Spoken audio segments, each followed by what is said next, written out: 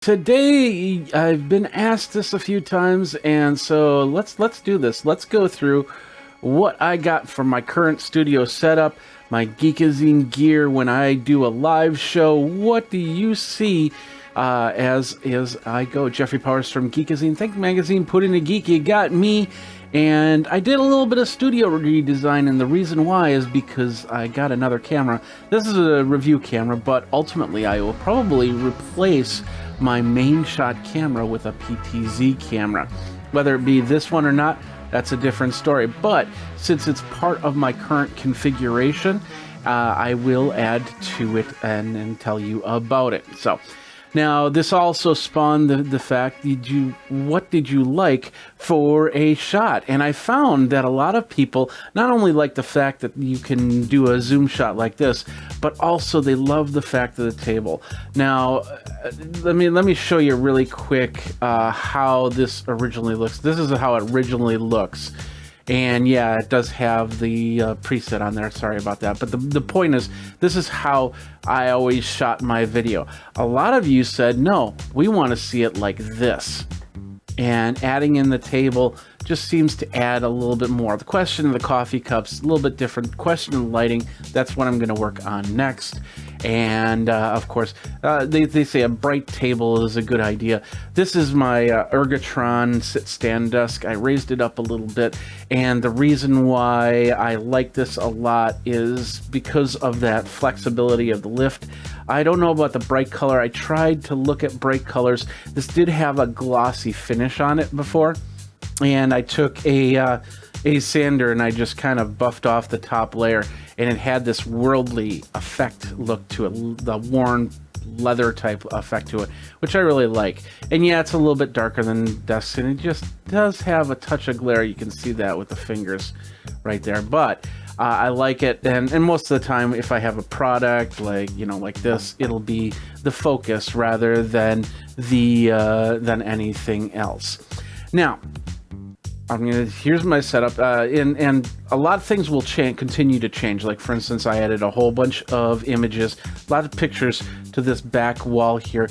Let me zoom in a little bit and show you a little bit about this. And this is why I like the idea of this PTZ camera, is I can zoom in and I can zoom up and I can go from there. Now, you're noticing not only are there pictures on this wall, but it's also the fact that friends' stickers are on this wall as well.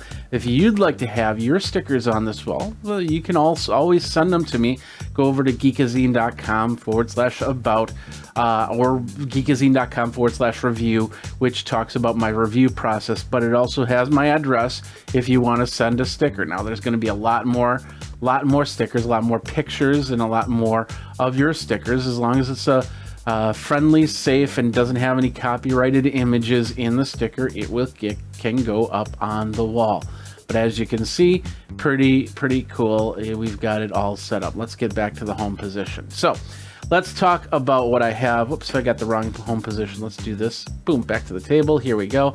All right, so here is what we've got for right now in the studio. We're going to start over here on Aver's website. This is the main camera that I was telling you about, and that is the Cam 520. That is what we're seeing on here. Let's see if I have this set up in the right spot here. I think we got, yeah, it's 3. So let's go over there and let's go over here. That is the camera that's right there. So let's zoom in a little bit more on it. I think up here, there we go.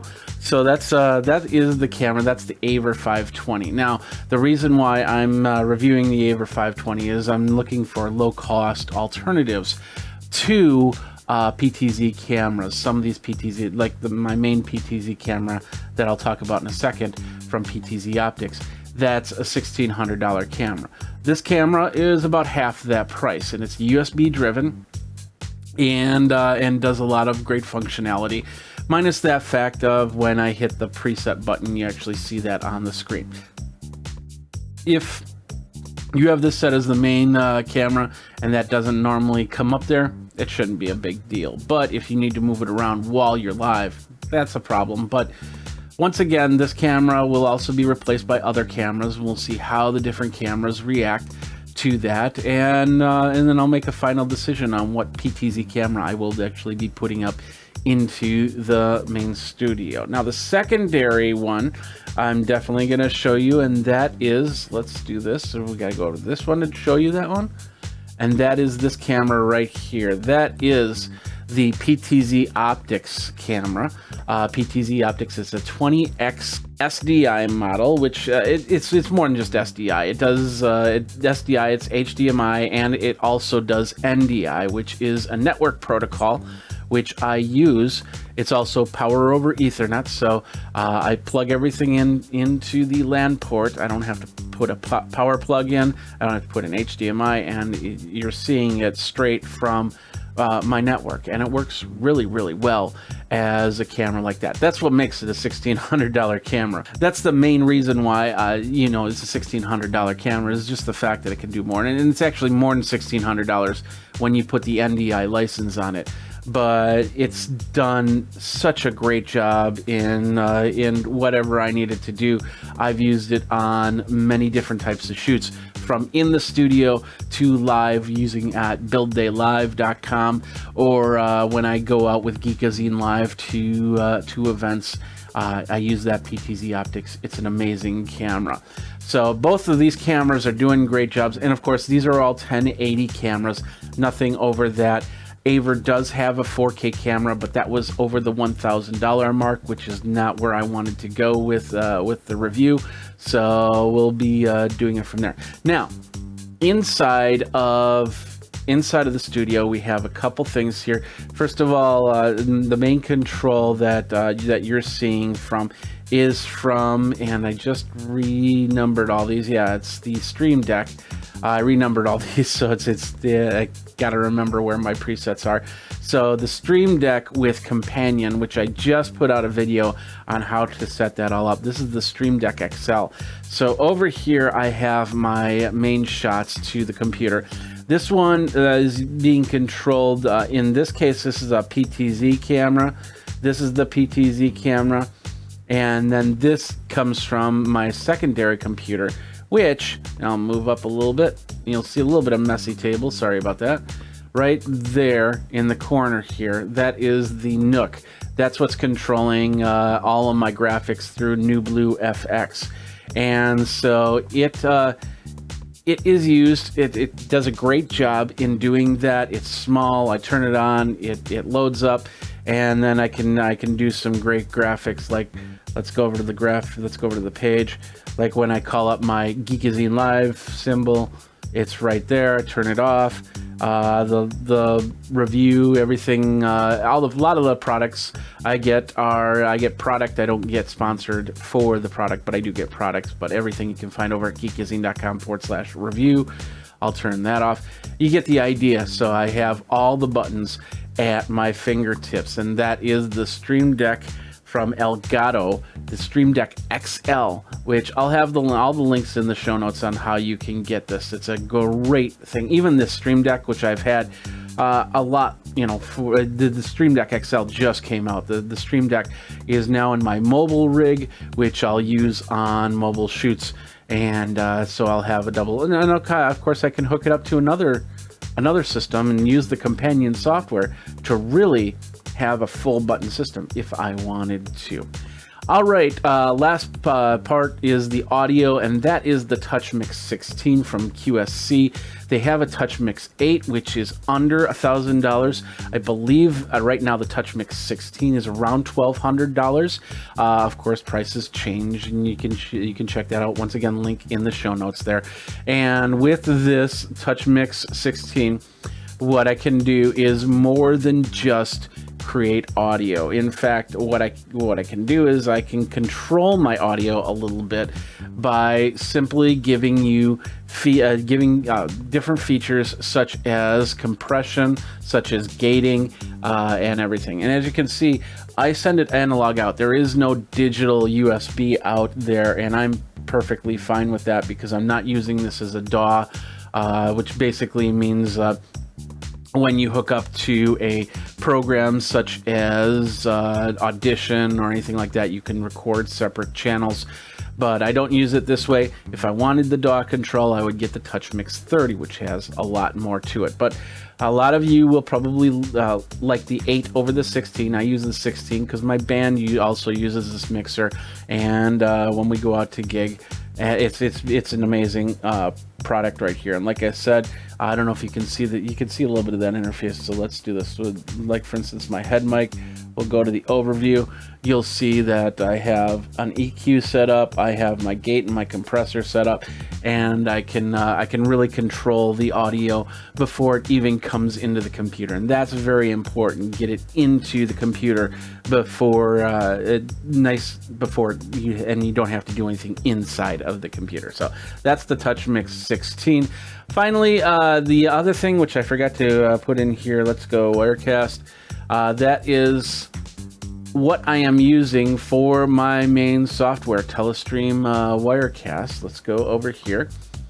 Now, Telestream Wirecast is the software. I used Wirecast Pro, which is a great program which allows me to do a lot of things like the PTZ control, fixing the audio if I need to fix it in some cases, being able to stream to multiple destinations like Facebook and YouTube, and of course record to either on the computer or using an external recorder, which I really love to do. So that is what's running behind. Of course, the PC is a Ryzen 7. I built about 2 years ago. It's actually been 2 years, so it's probably due for an upgrade to a newer and faster processor. It's only got, if I remember correct, it's only got eight cores in it, 16 threads, which works perfect. And so getting up to a Threadripper or something like that, I could go to 12 cores. I could do a lot more. And then of course, if I got like the newest Mac Pro, we could be blazing Wirecast across everything. So, but it does a great job doing this and sending out. I do have a secondary computer, which is my live stream computer. So if you go over to youtube.com/Geekazine, that's what's using that. It's also using Wirecast. I've tried the other programs. Wirecast seemed to be the most stable when it came to continuous. The vMix is the other main competitor, which is Windows-based software. And what I found out is that every 24 hours, it would disconnect from YouTube.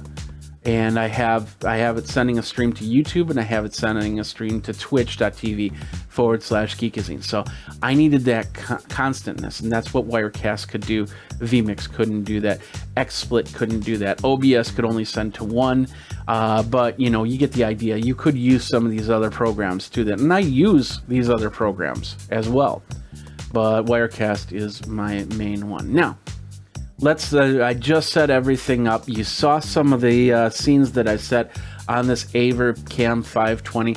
I'll show you what it can do with the PTZ here, which you've seen before. We've got shot 1, which is basically, this is going to be where the main product shot is. Right now, you see a couple computers, my guitar pick, and a remote control. So this is how the shot's going to be set up. Shot 2 goes straight to my mixer, so you can see that. Shot 3, this is where I see when I do my live stream. Now, the TV in behind me is a TCL, which is a Roku driven TV, 50 inches. So it's more than enough. I can actually put it's connected to the main computer, so it's the third screen. Well, every now and then I can do some teleprompting, which I'll put the teleprompter stuff right here, so I can read it, and it looks more like I'm naturally looking at the camera. Now, that was with the old camera, so I'll probably move it more towards the center on this camera, but we'll see what happens. Because that's kind of a distraction when you're reading something. Like, for instance, every now and then I'll look at my main screen, which is right there. And if you ever look, I'll take my glasses off so you can see a little bit better.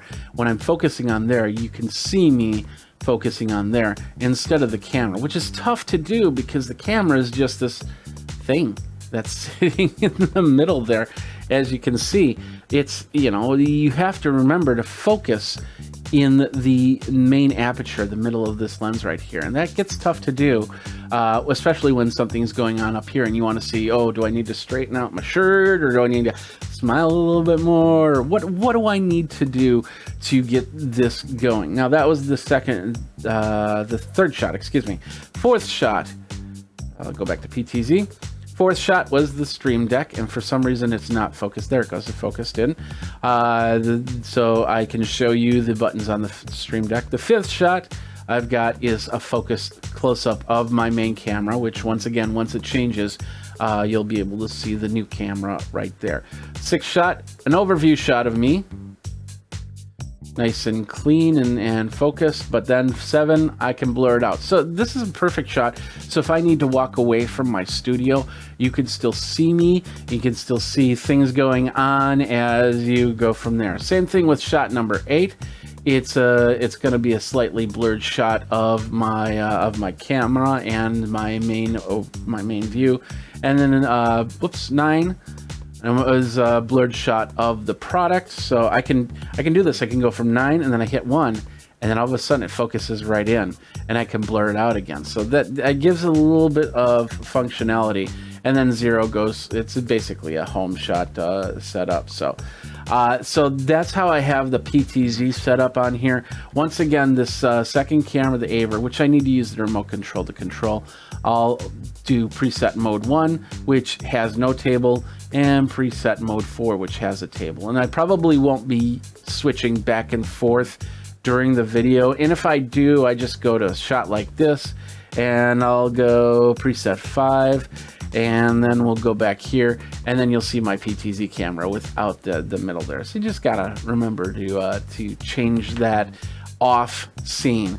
And you can also watch, with Wirecast, I have this set up for a single shot. Let's go back there really quick. That's here. Nope, that's 3. I almost have it figured out. But anyway, what I could do is I could set this up for split screen. And then I could have this ready to go and set it up for not auto live. So I can then set up my scene. Like for instance, I'll do it right now. I'll turn off auto live and I'll say, okay. So now when I go here, I can see the scene. And I say, no, I don't want that scene. I can switch this over to the zoom in scene. There I go. And then I hit the go button, which I can also program on the Stream Deck, but I don't have that set up that way. So I can program that to go on and off. And then of course you just switch it back, and then I can go preset 4 and switch it back. You get the idea. So there's a lot of different ways that you can do this. Personally, I like to turn the auto live on and then just have one screen that I have to worry about while I'm streaming, and go from there. So I think that's most of everything there. I also have extra scenes. Depends on if I add cameras. Like for instance, my NewTek Connect Spark is connected to my Xbox right now. So if I wanted to show that the Xbox isn't on, actually I could turn that on really quick. So, and I can set that up as extra scene. It shows as a blue screen because I don't know if it's turned on or not. I probably have it unplugged. No, there you go. So as you can see, I can then show you my Xbox, what's going on over at my Xbox, and go from there. So that's added, but the cool thing about that is I can then use that somewhere else if I needed to set up another camera or whatnot, and go from there. So, but the current studio setup is this. We've got a nice thing here. One more thing I want to show you, which is what I was trying to remember here, and that is this. On Stream Deck, I've set up what's called a hotkey switch button. And what this will do is it will zoom in and zoom out on my main shot. So if I press the button, you'll notice there it is zoomed in. And when I press this button again, it's zoomed out. Zoomed in, zoomed out. Now, when it's zoomed in, we'll do this and then we'll go back here. You'll see that it's now red. And then when I press it again, it means zoomed out, but of course the text is in white, which shows me where I am in the zoom. and that helps me to figure out where I am totally on this whole thing. Everything at my fingertips that I can work from there. So that is the studio setup right here. It includes the Avercam 520. It includes my PTZ Optics 20 SDI, SXSDI. It includes the TouchMix 16. It includes the Stream Deck, and of course the computer running Wirecast, which is the streaming software, switching streaming software to record, to stream, to whatever I need it to do. And of course the Kinect Spark for extra cameras. I do have ability to put in other cameras via USB or through my Blackmagic card, which is inside of the computer, and go from there. So hopefully that helps you understand where I have everything here at Geekazine. If you have any questions, feel free to contact me over at Geekazine. Think Magazine put in a geek, you got me. Facebook.com, Twitter.com, all that other .coms. Geekazine. You could even search Google Geekazine, you got me, and go from there. We're on YouTube, so go ahead, like, subscribe, comment, the bell notification for the next video. We're on Twitch, so friend me over there and sign up for Rocks. That's a point system, so you can get your rocks on. Rocks on. Excuse me, that's a different symbol there. Rocks on. Anyway, thanks a lot for watching, and until next time, you guys geek out. Show me your studio systems and go from there. All the links are going to be in the show notes, so you can build your system pretty close to mine. This is my current studio setup at Geekazine. Thanks a lot for watching. Until next time, geek out and take care.